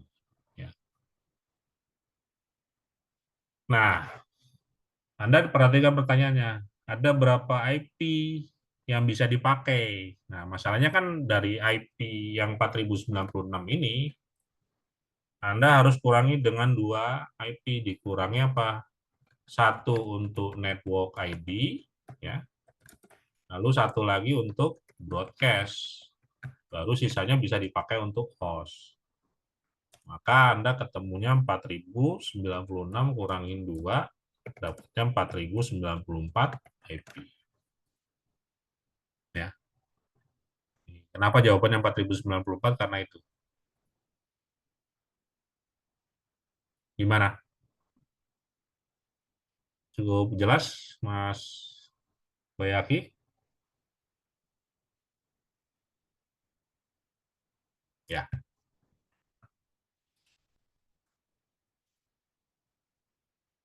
Ya, 20 bit subnet kan, /20 itu kan berarti 20 bit pertama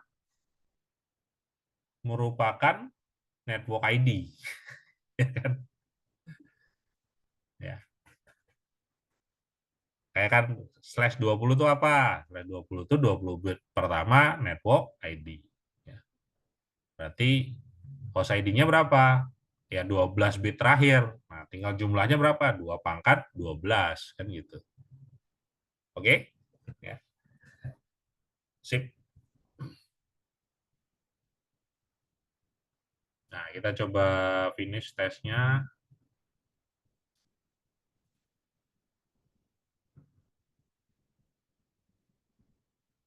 Kok lama? Apa udah keburu ini? Logout. Nah, ya. Walaupun tadi sebenarnya udah ada yang berubah ya, kayak /31 itu sebenarnya udah bisa di MikroTik TrueOS, tapi memang untuk versi yang cukup baru, yang 648 sampai ya versi 7 sekarang. Tapi untuk versi sebelumnya, /31 tuh belum bisa diimplementasikan. Dan pembahasan tentang point-to-point addressing ini sebenarnya nanti bahasannya baru muncul di materi advance ya, MTCRE. Kalau Anda ada yang sampai materi MTCRE, mungkin nanti ketemu tuh pembahasan tentang point-to-point addressing, PTP. Oke ya, jadi ini pembahasan sebenarnya hanya untuk apa? Evaluasi lah ya, pemahaman Anda tentang fundamental network. Saran saya sih memang ya Anda kembali review kembali kalau hasilnya tadi belum bisa sempurna, terutama kan dari hasil pembahasan kan mungkin Anda sudah tahu ya apa saja yang Anda belum atau lupa gitu ya. Nah, nanti Anda perlu perlu review lagi lah. Lihat catatan-catatan kuliahnya, cari-cari dapat referensi di internet kan banyak tadi ya. Oke, ini untuk pretest dan evaluasi untuk prasyarat untuk mengikuti kelas MTCNA sudah selesai. Sekarang tinggal apa saja yang perlu disiapkan untuk besok ya, mulai belajar materinya. Udah jam 9:30, jadi kita ringkas saja. Nah, kan idealnya memang pakai perangkat sih, ya Mikrotik. Cuman memang karena kita kelasnya pertama online, kemudian juga eh, mungkin agak susah kalau online itu kita praktekkan pakai real device ya. Jadi untuk sebagian besar materi mungkin nanti kita menggunakan VM ya, virtualisasi. Ya. Nah, untuk virtualisasinya kita bisa pakai platformnya bebas sih sebenarnya ya. Tapi yang saya pakai nanti itu pakai VirtualBox aja. Ya. Jadi Anda bisa siapkan kalau belum ada nanti VirtualBox. Anda bisa download ya. Versi yang terbaru aja. Ini di www.virtualbox.org. Nah, ini ada versi 714 ya. Nah, ini ada yang untuk Windows Host, jadi tinggal diklik aja. Ya, nanti tinggal di install aja. Ya. Ini VirtualBox.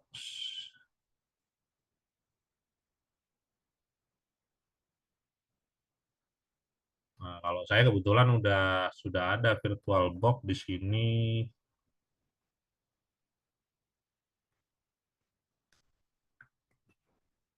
Versi berapa ya? Nah, saya lihat dulu.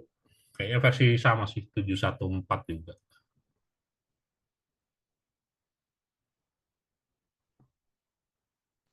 Ya, ini ya 714 ya, 165 ini yang lumayan sama lah, Bang. Jadi Anda download ya juga kurang lebih sama lah ya. Nah, ini untuk eh,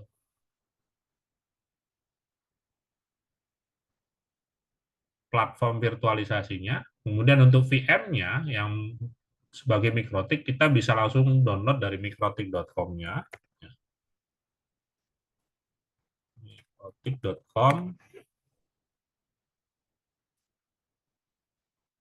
Nah, ini kita tinggal cek di bagian software.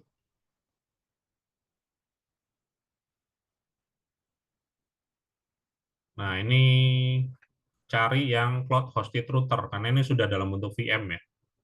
Ya, sudah dalam bentuk VM. Kalau mau gampang download yang OVA aja ya. Nah, kita bisa pakai versi 64913 atau 64917 ya, karena ini pembahasannya masih mengacu ke versi 6 sih ya. Kalau versi 7 di ujian juga nanti belum ada sih ya.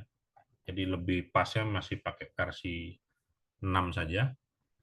Kalau yang di saya ini saya pakai versi berapa nih? 64917. Ya, bolehlah 64917 atau 64913. Nah, misalkan saya ambil yang 64913, ya tinggal diklik download saja. Nah, nanti kita bisa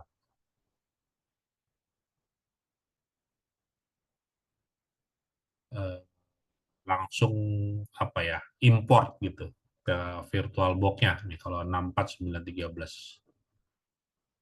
Nah, ini untuk VM-nya ya, yang VM mikrotiknya. Ya, defaultnya sih kita paling butuh satu aja dulu, tapi nanti kalau dibutuhkan kita bisa cloning ya, atau kita bisa tambahkan image yang lainnya nanti. Ya. Nah, terus untuk PC kliennya sebenarnya bisa pakai mikrotik juga sih VM ya. Tapi kita kalau hanya ngetes ping segala macam ya. Tapi kalau misalkan kita ingin coba simulasikan buka browser segala macam, bisa pakai VM Windows atau yang lainnya. Tapi mungkin kalau ukurannya terlalu berat kan tergantung dari masing-masing ya. Bisa pakai Windows nggak apa-apa. Anda bisa cari aja image-nya yang bisa dijalankan di VirtualBox. Atau kalau saya biasanya saya pakai ini aja sih, Ubuntu ya, yang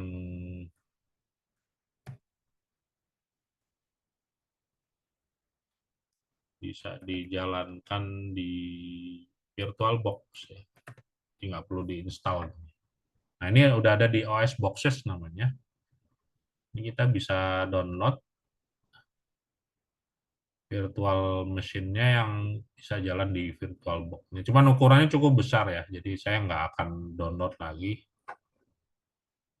Anda bisa download sendiri nanti. Size-nya ini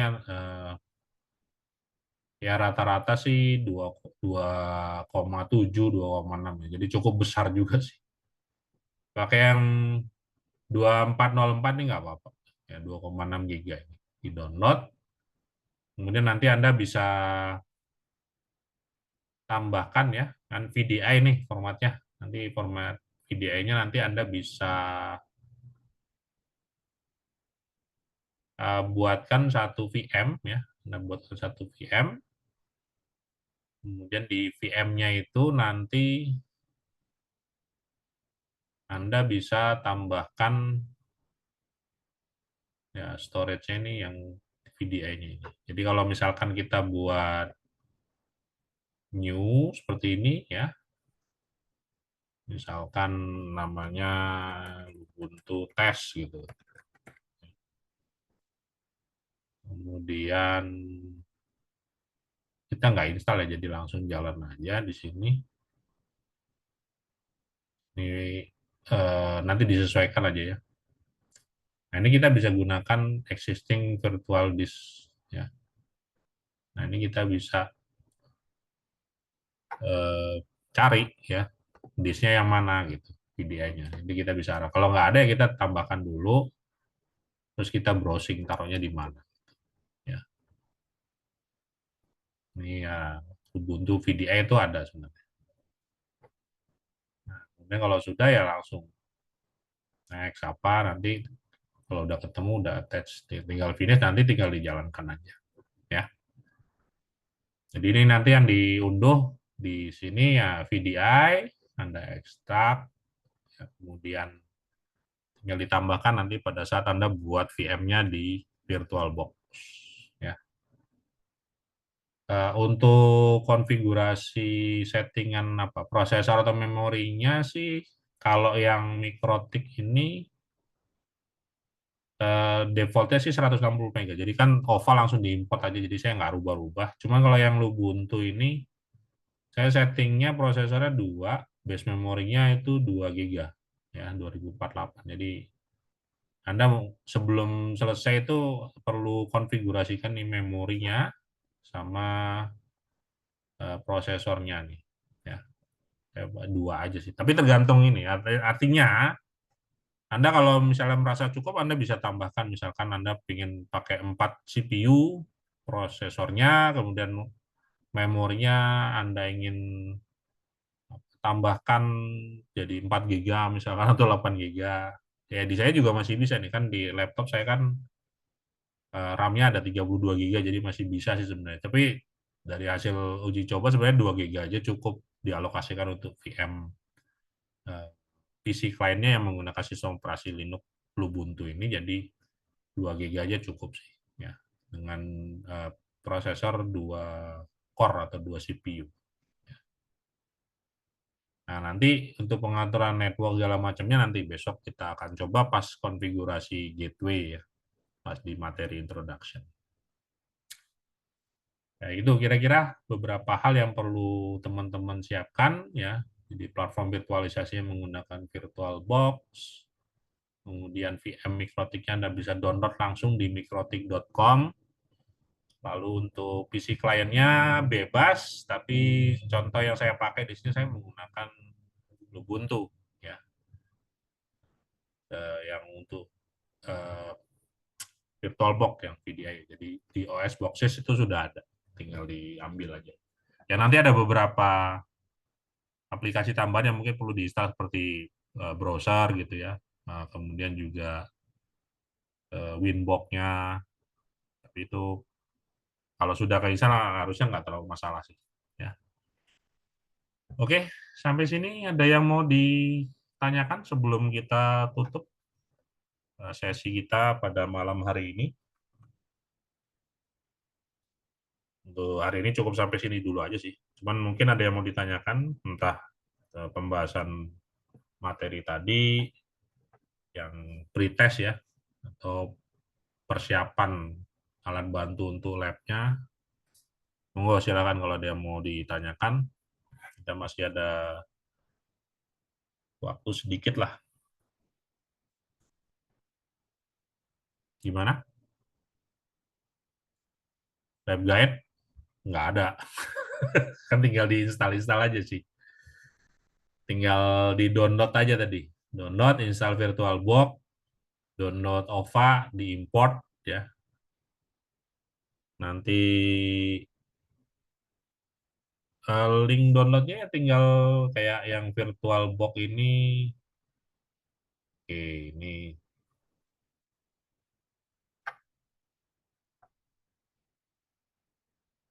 kalau materi training kan udah tadi. Udah di-share tadi ya modulnya.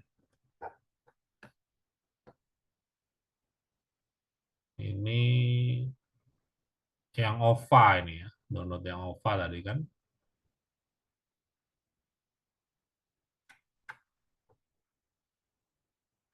Oke, kalau modul coba.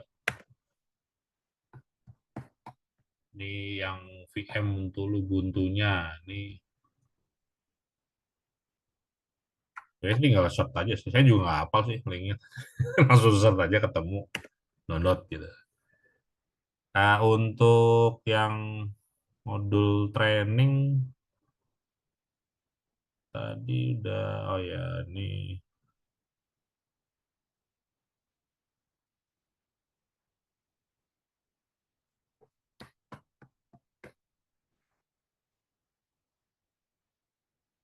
detail ininya sih.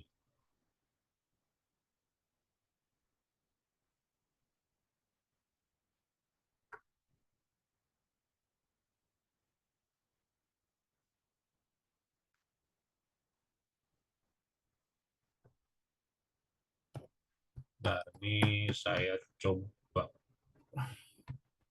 panjangan kalau pakai ini. SharePoint.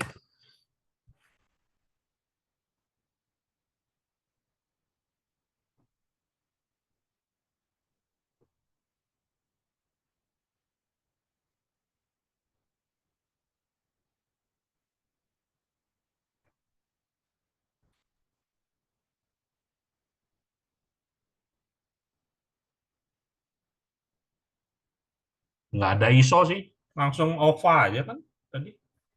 OVA mikrotik, jadi tinggal diimport, terus VDI Ubuntu tinggal ditambahkan pas Anda buat VM-nya. Udah itu aja sih. Ya. Nah, ini training material TCNA.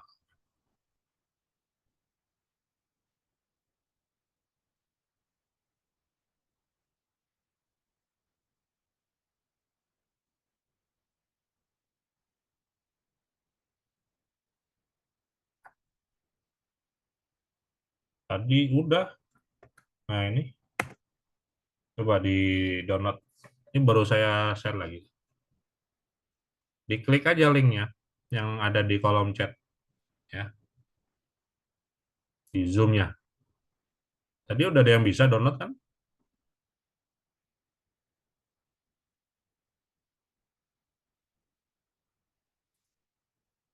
Nah, tadi udah ada yang bisa download. Mas Bayhaki tadi udah download.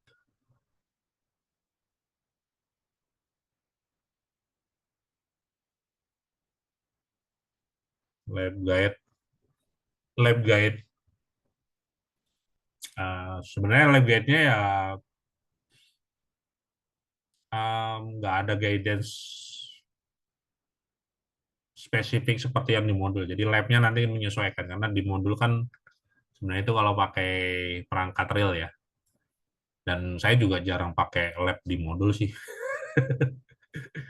Gitu kalau Anda mau coba sendiri ya bisa. Cuman nanti makanya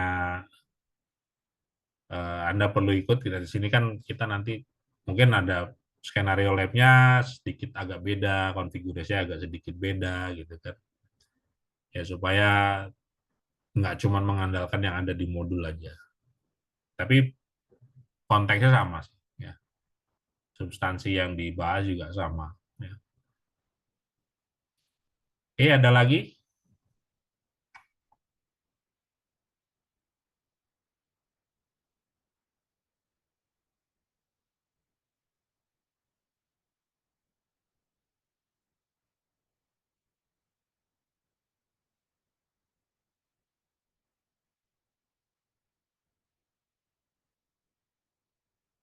Udah, nggak ada? Kalau nggak ada berarti untuk malam hari ini kita cukupkan ya materinya sampai di sini dulu. Terima kasih teman-teman sudah mengikuti sampai udah hampir jam 9.45 nih. Nah, besok kita lanjut ya. Mulainya kurang lebih jam 7 juga. Ya. Harapannya sih semua udah hadir seperti tadi jam 7. Walaupun agak lewat-lewat dikit, tapi relatif sudah standby semua. Itu alhamdulillah. Dan kalau bisa besok, ya pas jam 7 tank kita mulai lagi. Jadi materi yang bisa kita cover besok akan cukup banyak lah. Karena targetnya kan besok paling enggak kita bahas sampai DHCP ya. Dari introduction sampai DHCP. Oke, kalau sudah berarti saya cukupkan sampai di sini untuk pertemuan kita pada malam hari ini. Terima kasih atas perhatiannya. Sampai jumpa besok malam di waktu yang sama. Selamat malam, selamat beristirahat. Assalamualaikum warahmatullahi wabarakatuh.